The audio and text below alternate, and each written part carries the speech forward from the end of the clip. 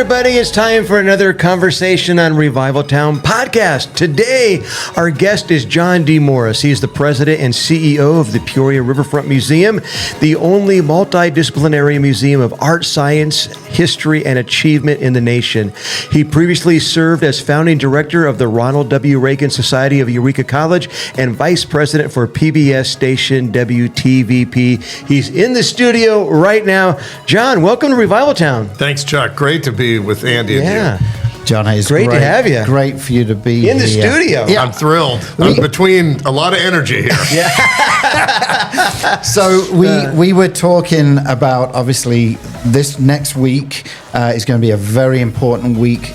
Normally is important because of July 4th, but with the 250th birthday of this nation, and we were talking, and I said, I know the guy who can come and talk to us about America, because obviously I'm not that guy, although I've lived here for 30 years. You're as American as any of us. Yeah. I'm a Come citizen, on now. so Absolutely.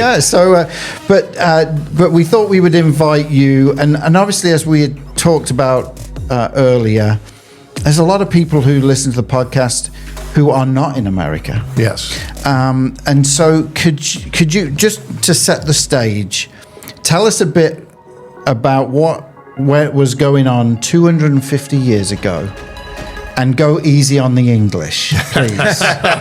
Will do. Well, Andy and Chuck, it's an honor to be with you. It happened that 4 weeks ago today, I visited the room where it happens, or room where it happened in Philadelphia, in the Independence Hall, which was then known as the Pennsylvania State House. Wow. Where in 1776, the second gathering of this new Congress, called the Continental Congress, took place. And on June 28th, Thomas Jefferson and the Committee of Five, who was helping him, including Ben Franklin and John Adams, had drafted a press release, a breakup letter that we know today as the Declaration of Independence. And as we come up on the semi-quincentennial or 250th birthday of that declaration, it's exciting to celebrate it. It's also important to contemplate it. It is the pivotal moment in the American Revolution, which ironically is not American. It happened in America, but it is a world revolution in the ideas of natural rights, God-endowed rights in us, inherent rights is another way of saying it. The history of humanity, particularly in the history of monotheism, Christianity, religion had been important to societies, but there had been a perspective of the rulers, the kings and the queens and the monarchs and so forth, having this responsibility of doing the work, and their subjects would worship, but there was not a sense of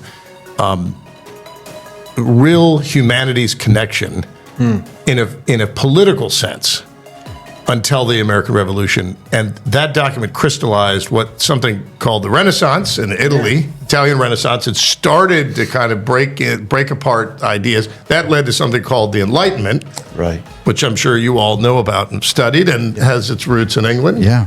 Thank you, England. Yeah, there we go. If not for England, we might not have had the. But these things crystallize in that moment in Philadelphia, where we look at this sentence, and I don't know whether they meant it to be the mission statement for a new nation, or whether it was sort of a nice introduction to the 27 protestations, why we're breaking up with you, England, and why we are signing our death warrant in doing so, because to take on the King of England in the way that they did was treason, and the penalty was clear. It was death. So back then, Great Britain owned a lot of the world, right? They had a lot most powerful nation. Yeah, and so you're right. At that time, to take on that was a big deal, but one that was needed. One that sort of bubbled up. Truth is a mountain. It eventually, it doesn't go away. It's always there. We can try to get around it and so forth. But I think the truth is, and we now see it around the world, this idea that we hold these truths to be self-evident, that all men are created equal, that they are endowed by their creator with certain unalienable rights, that among these are life, liberty, and the pursuit of happiness. And to break it down for a minute, there's one little phrase in there which I find to be somewhat humorous and ironic. We hold these truths to be self-evident. Well, they were not self-evident at all. Nobody in the history of humankind had said we are born with these liberties, and government's job is to protect these individual liberties.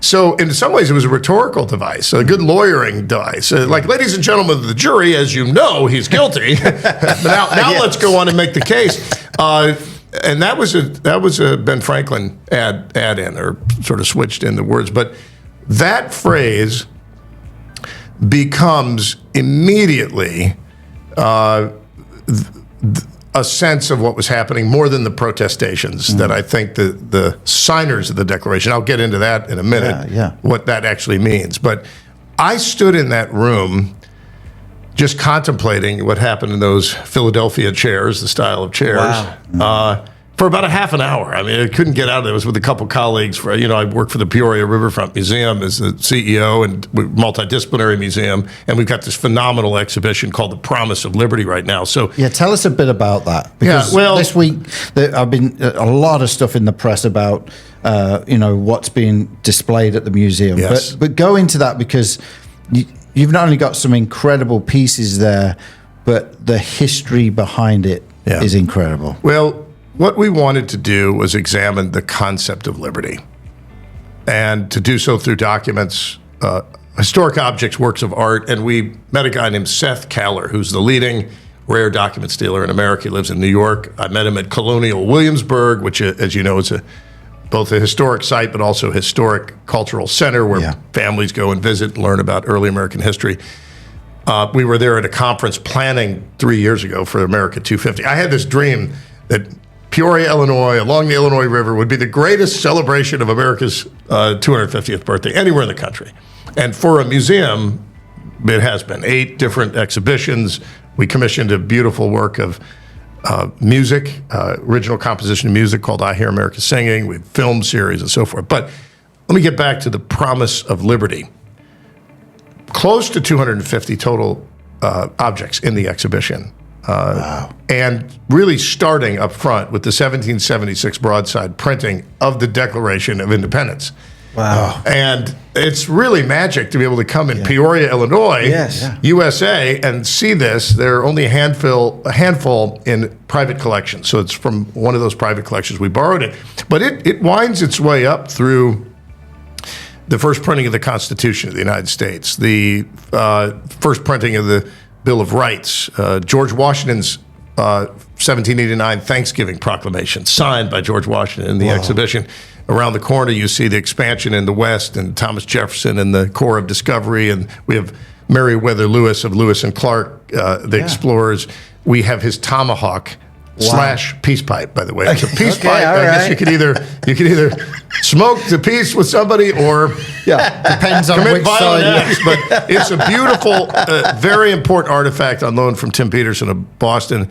We have 40 different lenders, institutional and individual lenders, almost 250 objects. But we wind through Lincoln's first Peoria speech, actually, where he draws the line on slavery, the question of slavery, quoting the Declaration of Independence, the Emancipation Proclamation, the first, the Reconstruction Amendments, 13th, the Emancipation of the Slaves, the 13th Amendment, up through women's getting the vote, FDR, and the threat of the whole thing going away with fascism in Europe and the attack on Pearl Harbor, Japan, and FDR's sort of 4 freedoms.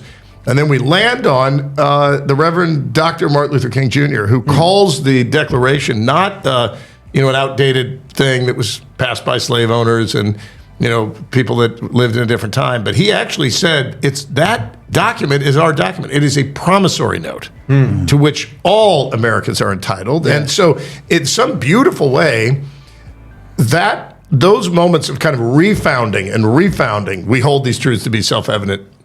We still, to this day, 250 years later, we haven't negated that. we've only fully embraced it and continue to work toward a more perfect union. We will never get to perfection. Wow. So how long have you been preparing for this? I mean, 4 years for this. Okay. Some could argue, my whole life. I'm an American. We Yes. we have an extraordinary thing that happened here. Here's a little something to think about. The average lifespan of an American today, and it's probably similar in the world, but is 80 years old. So women outlive men, but on average, 80 is the average lifespan. The Declaration of Independence was signed 250 years ago. That's just 3 lifespans ago. We think of it as generations, true, but really, there are people who knew people who knew people who knew people. Yeah. And so we are really we're the oldest constitutional, continuous constitution in the world. And by the way, 170 plus other constitutions now in the world have emulated our ideas of our Constitution is our operating system. The Declaration of Independence is the mission statement. So somehow we came up with an operating system that has served us pretty well with only 27 amendments.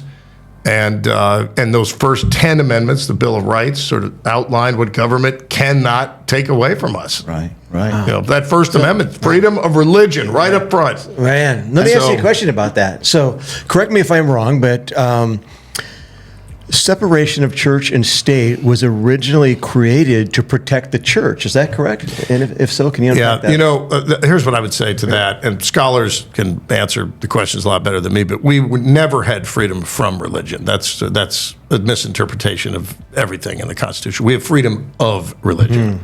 There's a big difference. Yes. Big difference. Wow. And over time, I think, concerned about religion achieving, we are anti-amalgamation of power, which is a good thing. Yep. And we still have 250 years ago, we still don't like the idea that there's a central figure, a central body, central group that's going to have any control. We like the centrality to be us individually, our families, our churches, our small business, our small communities.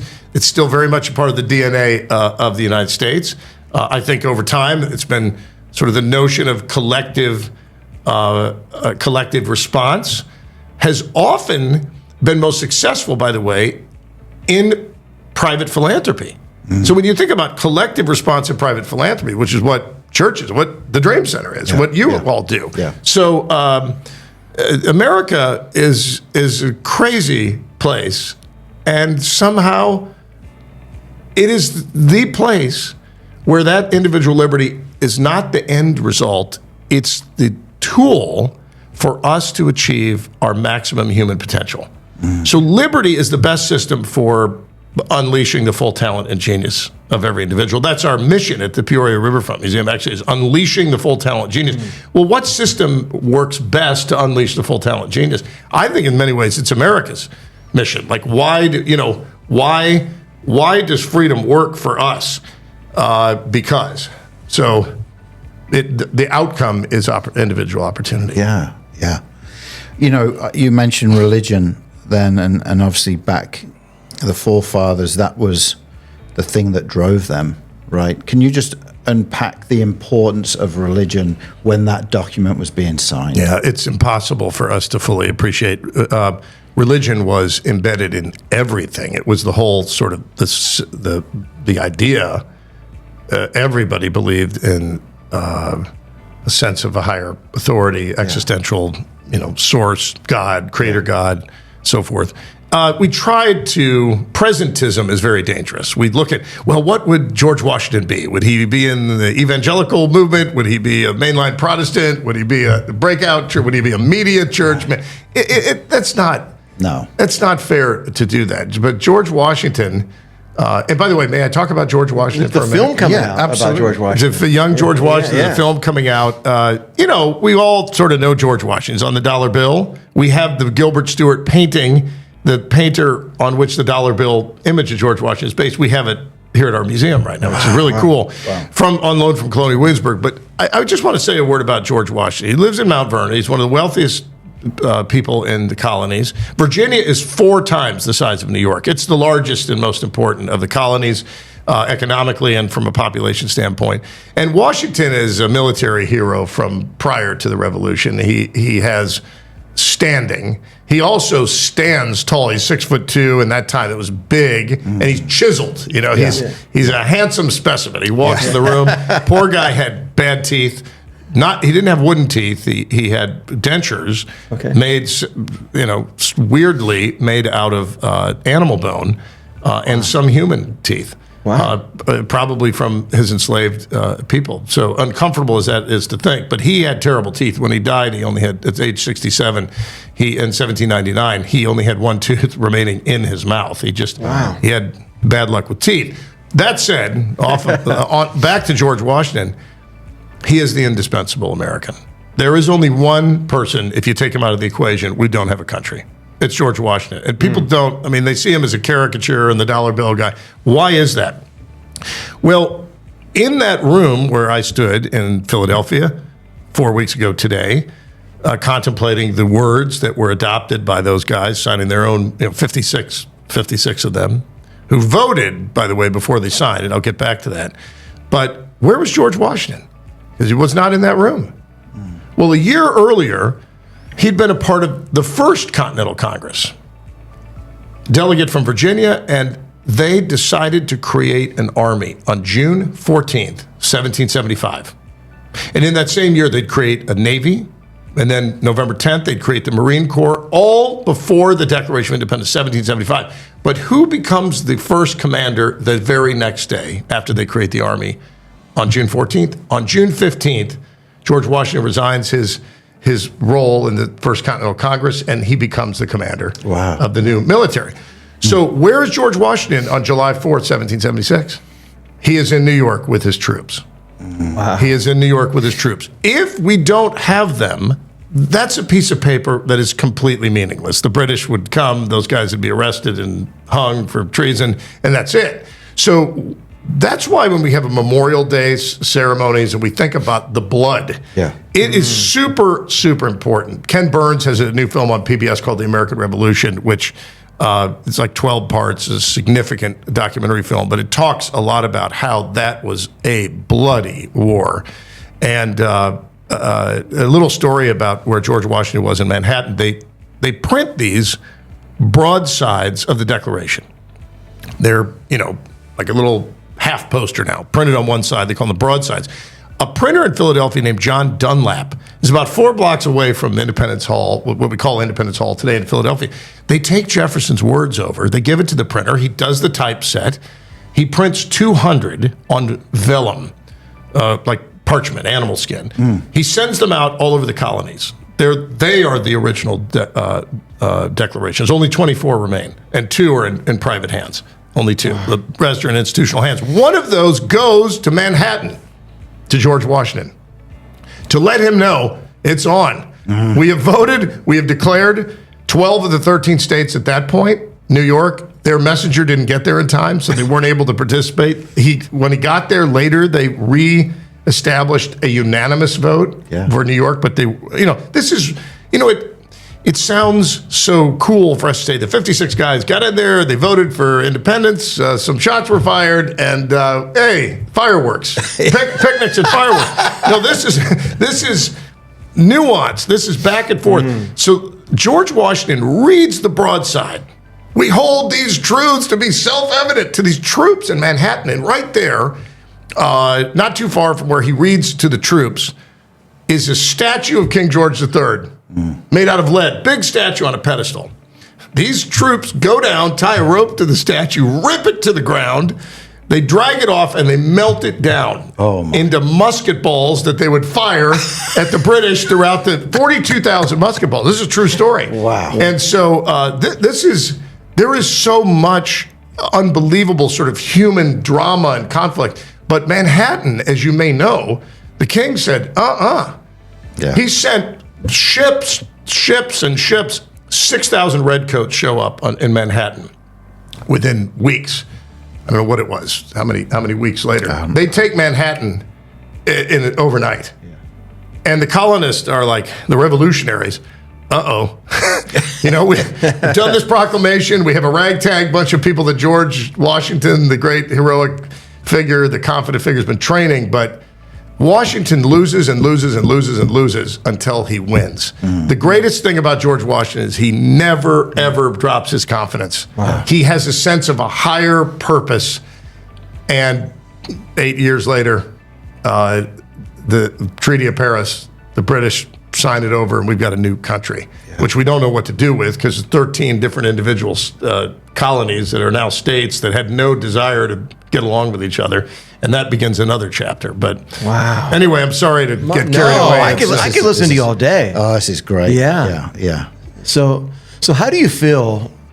Let's fast forward to the present. Obviously, we love our nation. We're celebrating 250 years and the greatest nation in the world, and we have freedom. I'm so glad that I'm grateful as a pastor for the last 28 years of one church that I don't have to worry about what I say. I don't have to worry about guards rushing in and shutting us down. We have the freedom to worship. Blood has been shed to preserve the freedom that we have, and it's special. And there are, in 2026, so many people are divided, skewed. We have, different things going on with the media. I saw, and now we're hosting the World Cup, and it's really special. I think that it's happening as we're getting ready to celebrate 250 years because we are seeing all these nations and people coming for the World Cup, and they're getting a taste of how amazing our country really is. And I read this quote to Andy earlier by somebody from Great Britain who said, if you want to learn how to hate America, watch the news. But if you want to learn to love it, just drive across it. Yeah. That's well said. Yeah. These folks are coming here and they're learning about America, but we're actually learning about America watching them and their love for, you're right. Drinking beer. The Scots, my goodness, did you see that? The Scots are drinking up all the beer. They ran Boston Dry. The Norwegians were rowing. They went to a baseball game. And our chief curator at the museum is actually at a World Cup game in Kansas City, I think yesterday and today maybe. But I think what has happened in some ways is there is no longer seemingly an existential threat, meaning outside of ourselves. So you rewind, and you mentioned earlier in my introduction that I did some work with Eureka College, which is the smallest college graduated president of the United States, Ronald Wilson Reagan, class of 1932. He was born, raised in Illinois, went off to California where he was an actor and got into politics, governor, and then 2 terms as president. Arguably one of the, whether you like Ronald Reagan's record or not, one of the pivotal presidencies in the history of the country. A person of deep faith and conviction and belief, optimistic in America. But Reagan united Americans behind the threat of what he called the evil empire, the Soviet Union. Which, by the way, just as a side, you probably heard that Reagan referred to the Soviet Union as an evil empire, and it made all kinds of news back, I think, in maybe 82 when he gave that speech. Why did he refer to them as evil empire? Well, Ronald Reagan was kind of old school. What is the definition of evil? That which separates man from God. So anything that the separation of man from God is sort of the broad definition is evil. We're separated from the will of God, the creator God, and philosophically in Reagan's terms. So he labeled mandatory atheistic Soviet communism as an evil empire for philosophical reasons, not just because you're saying they're evil. It wasn't just rhetorical. It was philosophical, theological. And Reagan was very deep thinking in that way. But think about that. There was an existential threat to our very way of life that united us. Today, unfortunately, Ken Burns, I mentioned him earlier, is the documentary filmmaker, has done some work, lent his name to the Promise of Liberty exhibition and so forth. But Ken Burns says there really is no them in the U.S. There's just us. Yeah. And that is true, that there's so much, whatever they call it, othering or theming or, pushing aside. But we are one humanity. Most of us have a common, we're the most diverse country in the world. Yeah. Absolutely the most diverse in every way. But we should all agree when you're a citizen, I've had the privilege of hosting a citizen ceremony at the Peoria Riverfront Museum. The federal judge brought these folks down. They're there with their little American flag, and they come from sub-Saharan Africa, and they come from Southeast Asia, and they come from Central America, and they come from Australia, and they come from all these places. But they have to take a test and swear allegiance to the Constitution of the United States and the principles of liberty. So while we are diverse in our ethnicities and our backgrounds and our religious perspectives and so forth, we do have a commonality that we should believe in this operating system that protects our individual liberties. Yeah, I remember going through that. Right, you went through it. And it was like a 10-year. We had our resident alien card for 10 years, and then we became citizens, and we went down to the courthouse, and we had to, they gave us, I think it was like 60 or 70 questions that we had to study. And they were only going to ask 3 or 4, right? But it was to get you to learn about America. You ever taken that test? Pardon? Have you ever taken that test? In high school. I mean, I don't know if I took the exact same test that you took. Look up the citizenship test. Okay. Most Americans born here and raised here would have a hard time passing it. I mean, it is. I was sweating. Yeah, I was just going to ask you if you were nervous. Oh, yeah. So my brother-in-law is Chinese. He's from Indonesia, and he became a U.S. citizen several years ago. So he had to take the test. He had to take the test. Yeah. Those new citizens, they bleed it. They know there is something special here from every corner of the world. And incidentally, the word citizen, as the concept has been around probably since ancient Rome and so forth, but here it really crystallized. George Washington saw himself as a citizen of something to which he belonged. Just a word, it's a little bit off subject, but when you look at sort of great Americans and their stories, one of them that is influential on our museum now is the legacy of Sam Walton. Started Walmart, Bentonville, Arkansas, and drove a red pickup truck, kept his shotgun and his hunting dog in there with him, drove around, and he became the richest man in the world for a period of about 20 years back in the 80s and 90s.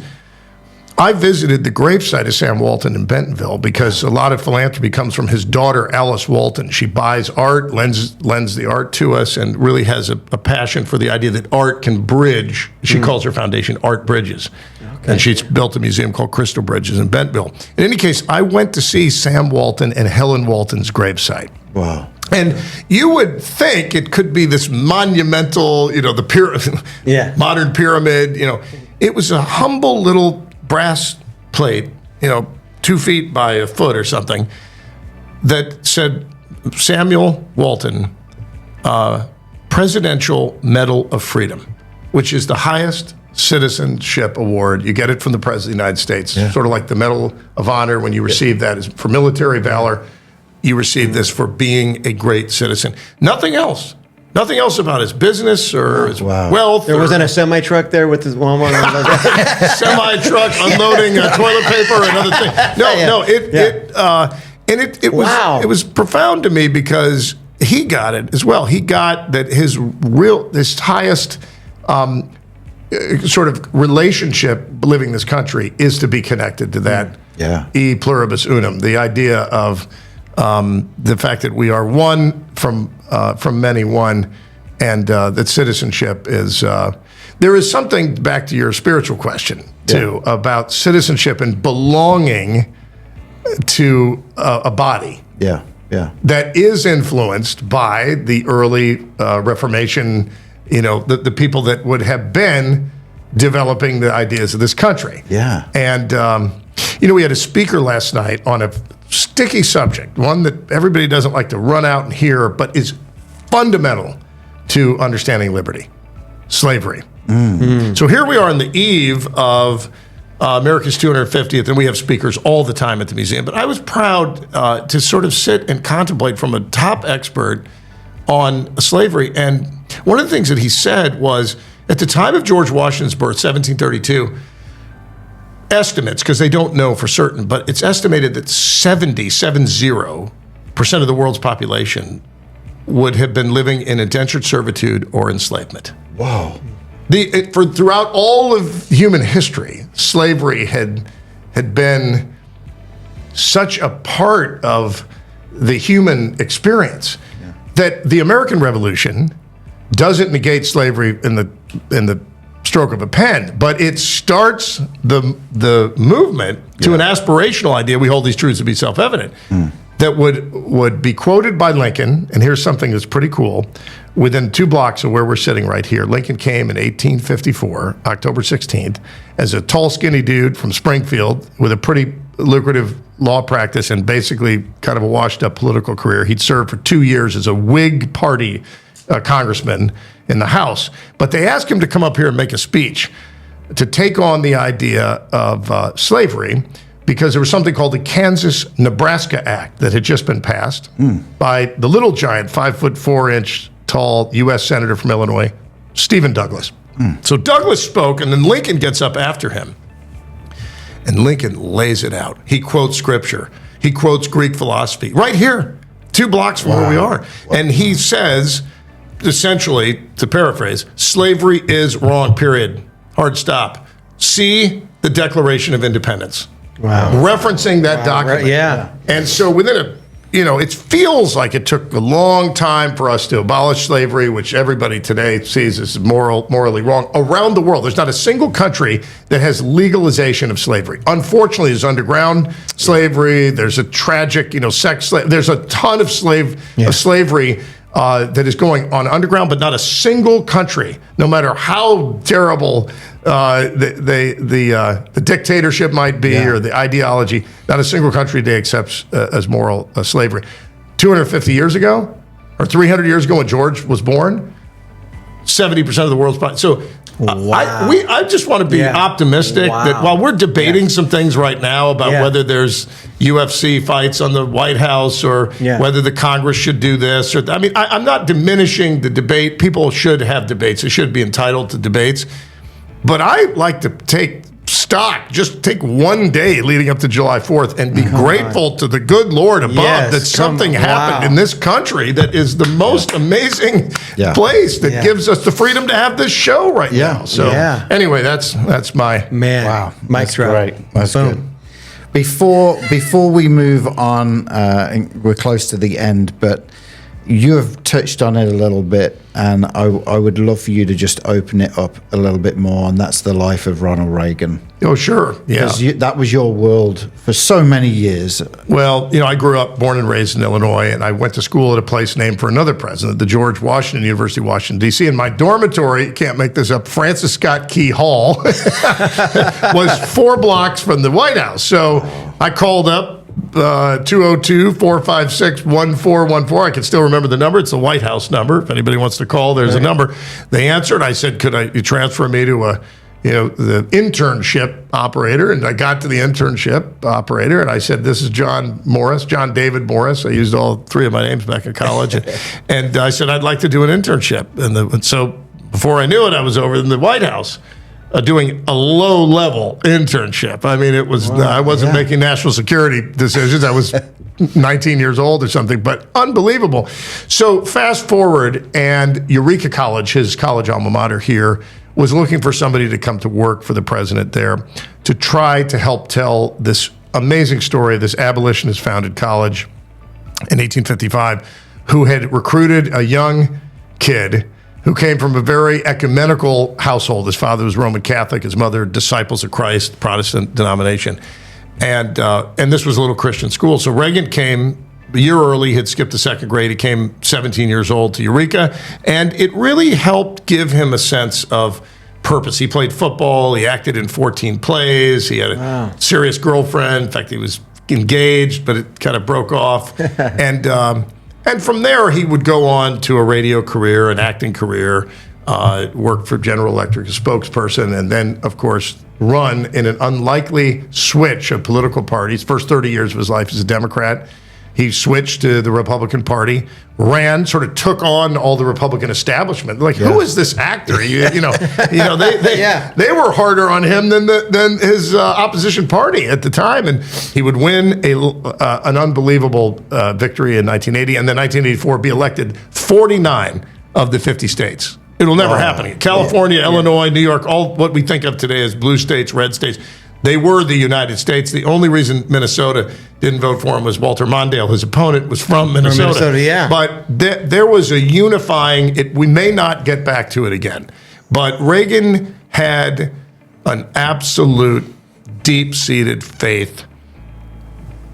As in faith, he believed in a higher power. He was a man of faith, but he also had faith in America. He had this sense that we were a shining city on the hill, and that there was a destiny for us to continue to hold up the torch. Freedom Man, he used to tell the story, where people could come, the huddled masses yearning to breathe free, that great poem at the base of the Statue of Liberty. He believed, not just as a good commercial script for your election script. He actually believed it because he came from absolute humility. Small town, born in Tampico. Father was an alcoholic, not an abusive man at all, but not competent at staying on course. He lost his job constantly. Had 11 homes before Ronald Reagan was 21. Eureka was probably the most stable part of his life. Eureka College, and he would go on to demand, in a time of atheistic Soviet communism, Mr. Gorbachev, come here to this gate. Mr. Gorbachev, open this gate. Mr. Gorbachev, he repeats, tear down this wall. Yeah. What a metaphorical moment. Tear down the wall, literally the Berlin Wall, but tear down the walls of this sort of restrictive idea. Yeah. The way forward for humanity is individual liberty. If liberty is endowed in us, then it is connected to something. And that's the one last philosophical, maybe theological idea I'll leave on the table, which is that liberty is not independence. It is grounding in that which endows us of liberty. Now, I'll leave it up to people to figure out. You guys are men of the cloth. You preach it. You study ancient words, history you bring forward to talk about it. But throughout all of humanity, and I think in the United States, the way forward is to look back to the roots of where we've come from and why it is we believe liberty matters and where liberty comes from. Man. Chuck, that's a great segue. I think we should sing God Bless America right now. I'm inspired. This has been really, really good. Thank you for taking the time. My pleasure. You got a cool studio here, too. I'm honored.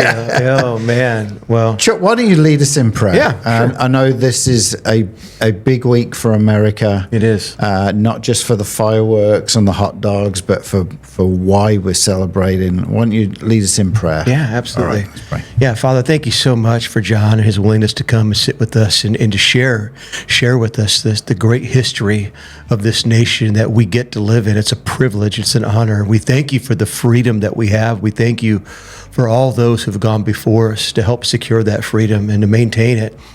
And I just pray, Lord, that we will stay grounded and that we will keep our eyes on you, that we will not fall into this divisive trap where we are fighting everybody. And I pray, Lord, that we will just stop, pause, and reflect on what a great nation this is. We really, truly are blessed. And we're so grateful, Father, for people like George Washington and Abraham Lincoln and Ronald Reagan and John Morris. And I just pray, Lord, that we will continue to celebrate what you've done, that we won't look at our nation through this critical lens, but I pray, Lord, that we will just continue to stand on the Word of God and continue to serve you as only we can.